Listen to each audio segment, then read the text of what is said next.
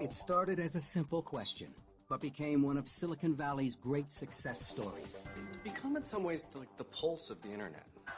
It's a siren for freedom. We don't like censorship. We don't like being blocked. We think that the open exchange of information can have a positive global impact.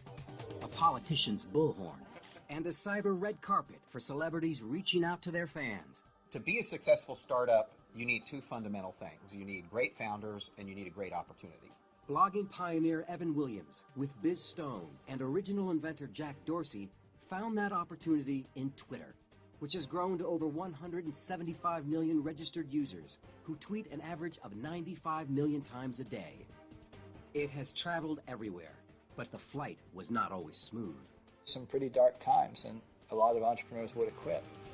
It's really a brand new communications platform in its infancy, and yet it's already scaled to several hundred million users. It's here to stay, and I think it's going to continue to change the world.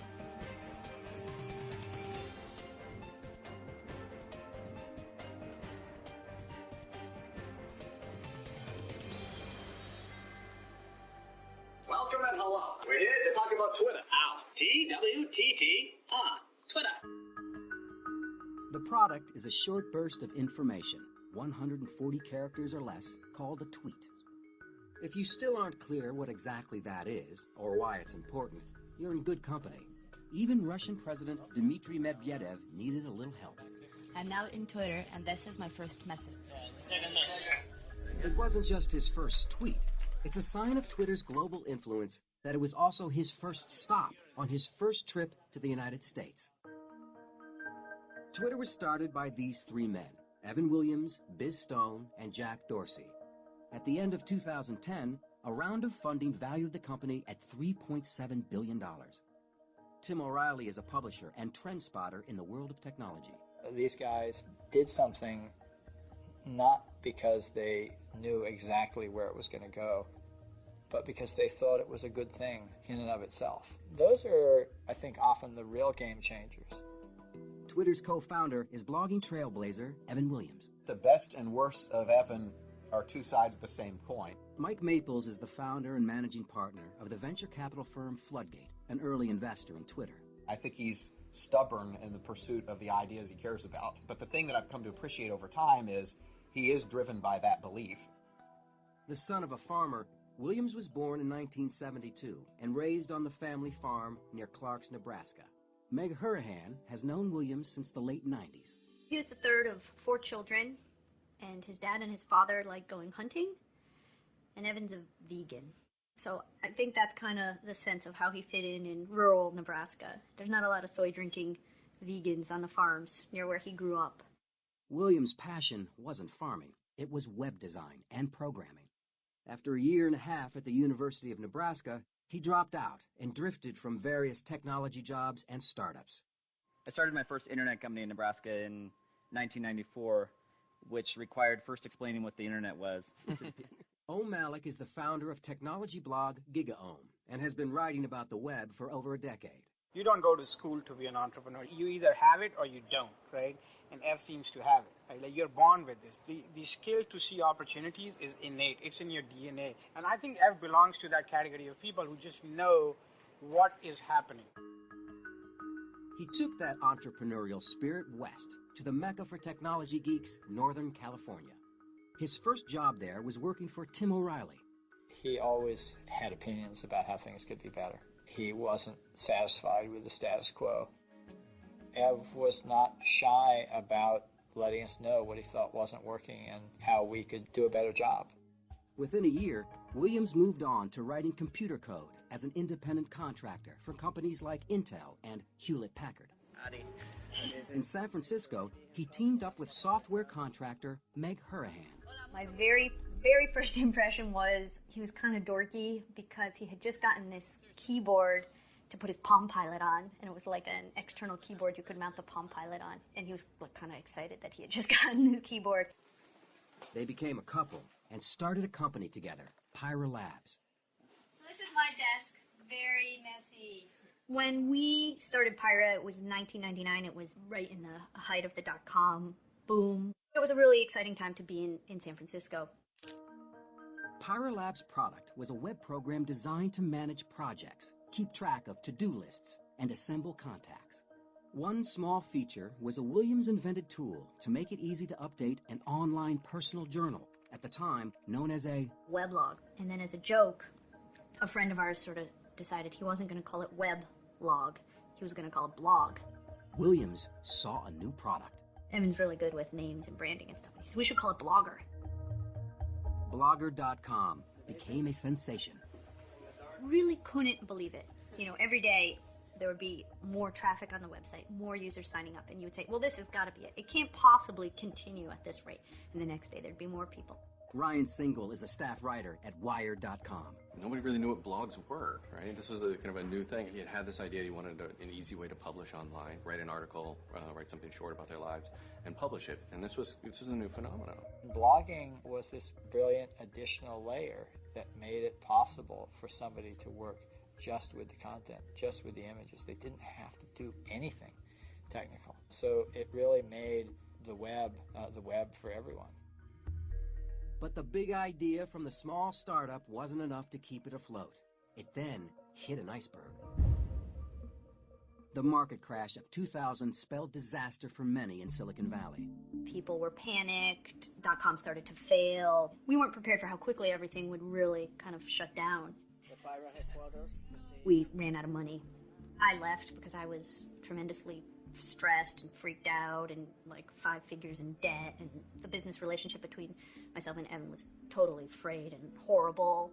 Evan kind of closed up shop and took the servers back to his apartment and hunkered down to sort of ride out the storm. The post-dot-com boom was ugly in San Francisco. You had this whole group of people who thought they were getting on the train to riches, who then all of a sudden had to figure out what exactly they wanted to do with their life. Williams posted to his blog that he was now Blogger's only employee. It went through some pretty dark times, and a lot of entrepreneurs would have quit, but Ev stuck with it. When you're a great entrepreneur, you have to be willing to try a few things. And so if you don't love it, when you encounter fierce resistance or stupidity or the inertia that the world throws in front of you, you're going to give up. You won't persevere. But if you truly love an idea, you'll be so convinced that you're right and that the rest of the world is wrong and just watch me, that you'll just keep plugging away at it, and that'll be what sustains you.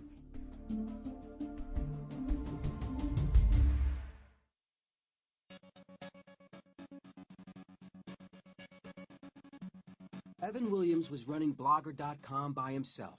The company was struggling, barely surviving the dot-com bust.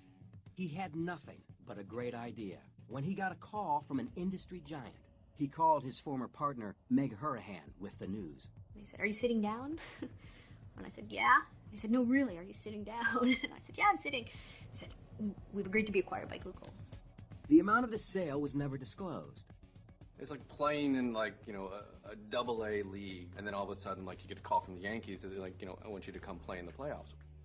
Google was huge, and they were cool, and they were going places. It's going to be pretty amazing, right? I mean, it's just going to be, wow, I've hit the big time. Google was going places, and Williams was going with them. He went to work developing Blogger.com for the exploding search giant. During this time, his future business partner, Biz Stone, was 3,000 miles away on the East Coast, working as a creative director at a competing blogging website called Xanga.com. Stone jumped on the blogging bandwagon.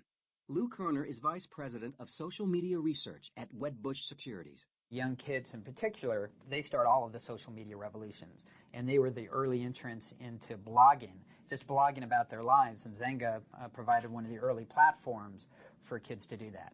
Stone grew frustrated with the direction of Xanga. He moved to Los Angeles in 2001 and wrote 2 books on blogging.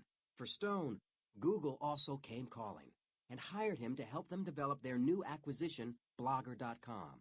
Here is where Twitter's 2 future business partners first met. In 1999, Evan and I were basically rival companies.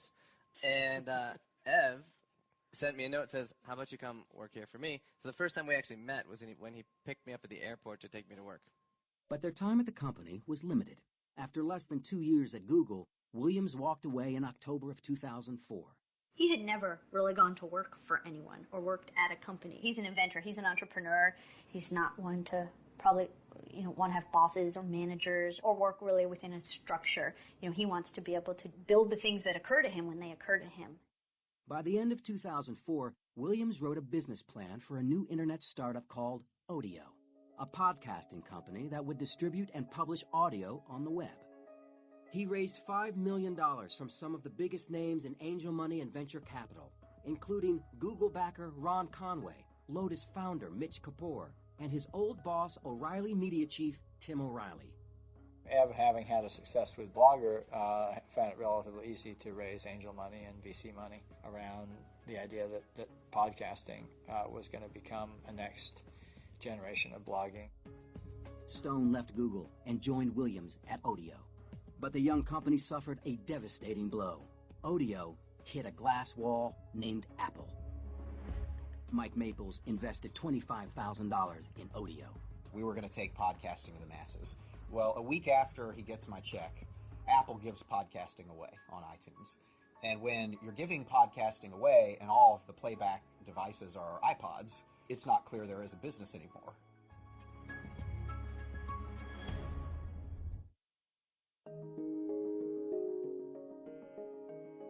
Within 6 months of starting the podcasting company Odeo, Evan Williams' reputation as a Silicon Valley success story was taking a hit.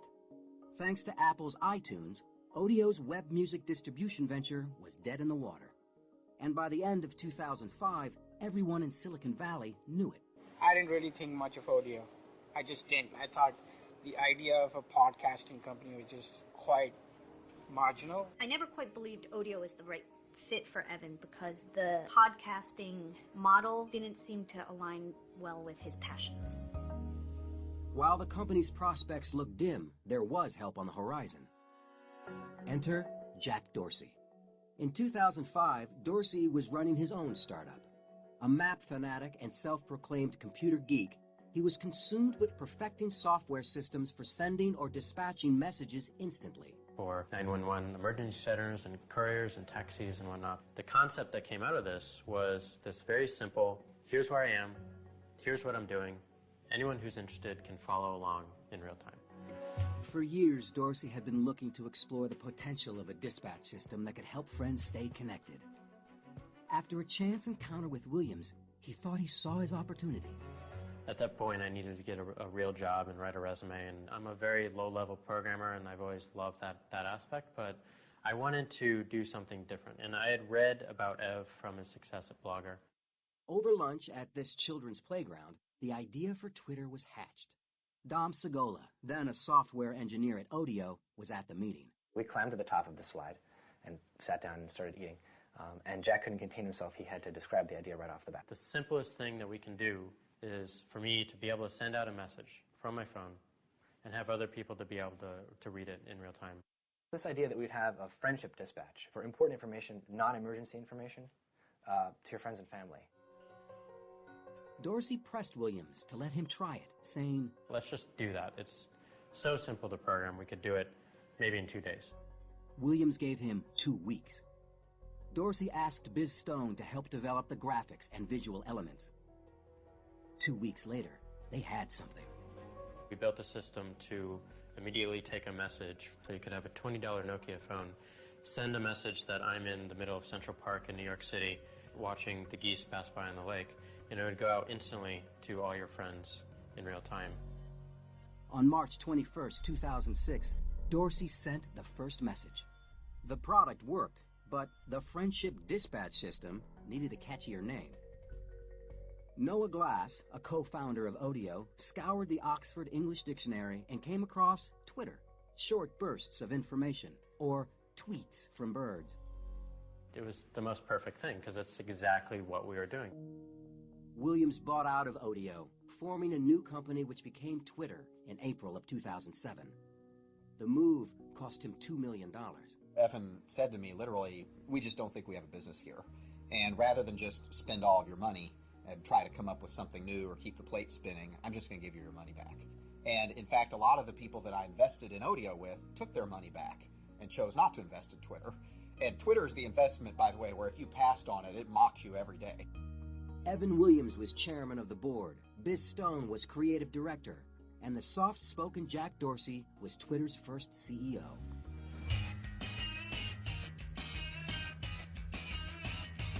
It was this music festival that helped Twitter really take off.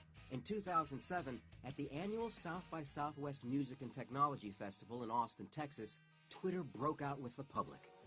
And the winner is, you can check your cell phones, Twitter. I would like to thank everyone in the 140 characters or less, and I just did. Thank you. We rented 2 screens, and we put them in the hallways. And they would show what people were saying about South by Southwest. When we saw Twitter operating in the wild for the first time at this festival, we witnessed people moving together as one, and we lifted this idea out of a fun, geeky festival. What if this were in other events around the world?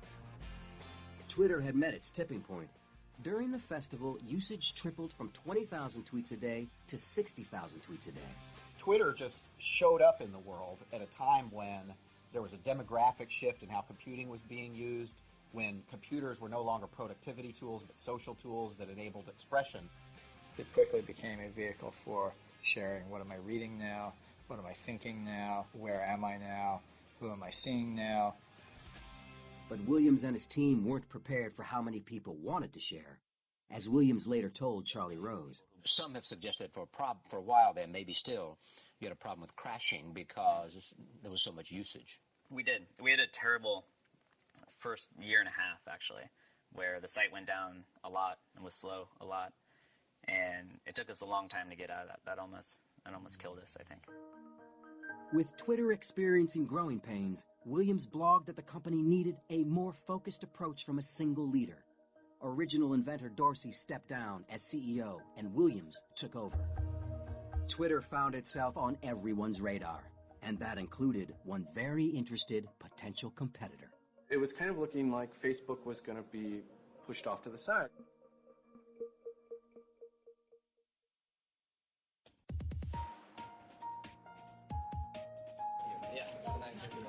Twitter was an international sensation. In 1 year alone, subscribers to the social networking and microblogging site grew more than a staggering 1,300%.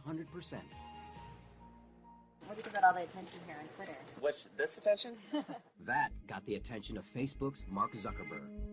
The sense I get is that Mark Zuckerberg probably has a vision for where he wants to take Facebook, and he probably looked down the road and saw Twitter on that road to achieving his vision. Zuckerberg tried to acquire Twitter. Business Week reported he had offered $500 million worth of cash and Facebook stock, which CEO Evan Williams turned down. We thought about it carefully, and I can't say, offers are in various forms of seriousness, and who knows if, they would have done it, but our analysis was carefully considered. We're a for-profit company. We have outside investors. They have to look at these deals, but I never felt like it was the best thing for Twitter. The potential is so great that to stop now, even at a big win financially, would just feel like a loss. By 2008, users were posting 300,000 tweets per day. Users that included Oprah Winfrey. When Oprah tweeted, Oprah introduced Twitter to tens of millions of people who had never even heard of Twitter before. So it was great free advertising for Twitter. And it didn't stop there. Being on Oprah wasn't as important as the State Department asking Twitter to not go on its daily maintenance because the Iranian elections were being broadcast on Twitter. Following allegations of fraud in the 2009 Iranian election, protesters took to the streets. Authorities in the country censored cell phone messages, newspapers, and websites that covered the increasingly violent protests. Eclipsing traditional and mainstream news, Twitter became the outside world's primary source for information on Iran. We don't like censorship. We don't like being blocked. We think that the open exchange of information can have a positive global impact. We've always been pro-information sharing, democratization of information, and, more information is better. Twitter really got global attention from how its communications platform was able to spread news about what otherwise probably, most people on the planet wouldn't have heard about. Even when we're blocked in a country, we still see traffic, and it's because smart folks in that country are figuring out ways to get around those blocks. By the end of 2009, the number of tweets went up to 2.5 million per day. But Stephen Colbert was not impressed. My guest tonight is the co-founder of Twitter. Why 140 characters? Was texting too complex? I mean, what? The limit on texts are 160 characters. We wanted to reserve a little bit of room for a username, and so we made it 140 and standardized there. And you'd be surprised at the creativity. Everybody was talking about Twitter, but one big question still dogged the founders. How are you going to make money? You know, it's like, I don't think Ev Williams and Biz Stone could walk down the street without somebody just sort of whispering, how are you going to make money? Can you give us an outlook for the rest of the year? At Twitter's first developer conference in April of 2010, the Twitter founders finally introduced a plan for how the company might make money. We expect the ad program to be the promoted tweets that we're launching, or we just launched this week, to certainly be the largest part in a few months, but it's going to take a while to ramp up. Promoted tweets allow people to, in a transparent way, put marketing messages in front of people who follow Twitter streams. And it'll be interesting to see how it works. I think that the company knows that it's a work in progress. 5 months later, Twitter began rolling out a major redesign of its website, saying they wanted to make it faster and easier to use. 3 weeks later came a bigger announcement. Evan Williams was stepping down as CEO of the company. Replacing him as CEO would be former Chief Operating Officer Dick Costolo. We're growing at just a ridiculous rate. You know, having run a few other companies and having spent a couple of years at Google, the pace of growth that we see is just, you know, I've never seen anything like it.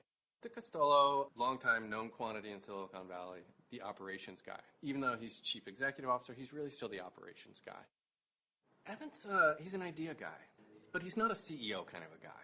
Williams said he asked Costolo to take the job so he could be completely focused on product strategy. One simple question, what's happening, is transforming how we communicate. By the end of 2010, a round of funding valued Twitter's worth at $3.7 billion, with reports just months later that it had grown even more. Twitter remains a favorite of celebrities like Lady Gaga, who is the most followed person on Twitter. Justin Bieber runs a close second. The State Department has recognized its reach and is now using it as a modern-day voice of America. Twitter is having an impact on world history. There just aren't very many companies that do that. There aren't very many companies that change democracy, that change expression, that change media. There's no question that Twitter is becoming part of the fabric of our society, a way that people communicate, a way that news is disseminated. It's the twittering of birds, that communication that we don't really know the meaning of, and yet it is profoundly important.